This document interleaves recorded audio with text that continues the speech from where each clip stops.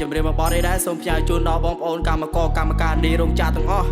ហើយសង្ឃឹមថាបងប្អូនអរគ្នានឹងបានស្ដាប់បទនេះនេះហើយជាជីវិតអ្នករោងចក្រជីវិតកម្មករខ្ញុំរស់នៅទាំងតដស៊ីតែមកកាពះកាជះគេរាប់ឆ្នាំដេកឈឺញ័រញាក់អត់ប្រាក់គ្មានឆ្នាំជីវិតខ្ញុំរោងកម្មដេកចាំតែថ្ងៃខ្សែធ្វើការទាំងយប់ថ្ងៃទឹកមាត់មិនសូវប្រៃគេមិនសូវផ្ដោតតម្លៃធ្វើខុសតិចទួចគេអាងអីជេរស្ដីអាងតែខ្លួនជាមេអត់ចេះសារ៉េពាក្យសម្ដីខ្មែរដូចគ្នាសមមិនជាជនជាតិដតីមុននឹងហាមាត់ជេរគួរតែចេះលោកលៃមានសម្ពាធនឹងធ្វើកាយបញ្ហានឹងការងារវេទនានឹងលុយកាអង្គុយដេយូពេកភ្នែកខ្ញុំឡើងស្លើកលេចទៅមើលក្រោមម៉ាស៊ីនសិតតែពោះនឹងកពើកលេចទៅមើល QC ចេះតែចាប់អត់ចេះមើលកលេចទៅមើលពួកចិនចេះតែជេរអត់ចេះធ្វើ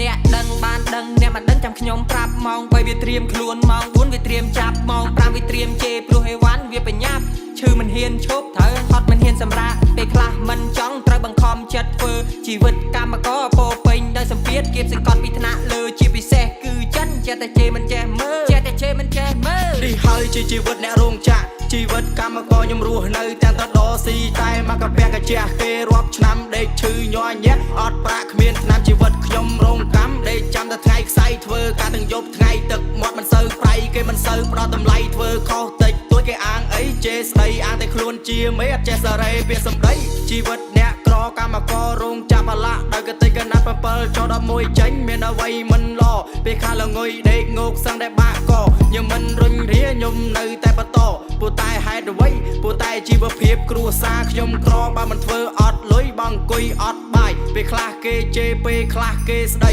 ពេលខ្លះអន់ចិត្តតែខ្ញុំមិននិយាយមិនហ៊ានស្រដីព្រោះតែខ្ញុំអ្នកក្រចេញពីខេត្តមកក្រុងឲ្យចិត្តបំរុងធ្វើការមិនចង់មានជីវិតឲ្យក្រលហាមទេណាសង្ឃឹមថ្ងៃមកបដូរផ្លាស់វាសនាបដូរពីមនុស្សក្រទៅមនុស្សហឺហាបដូរពីមនុស្សអន់ទៅមនុស្សអស់ចាយសង្ឃឹមវាសនារបស់ខ្ញុំដូចគេ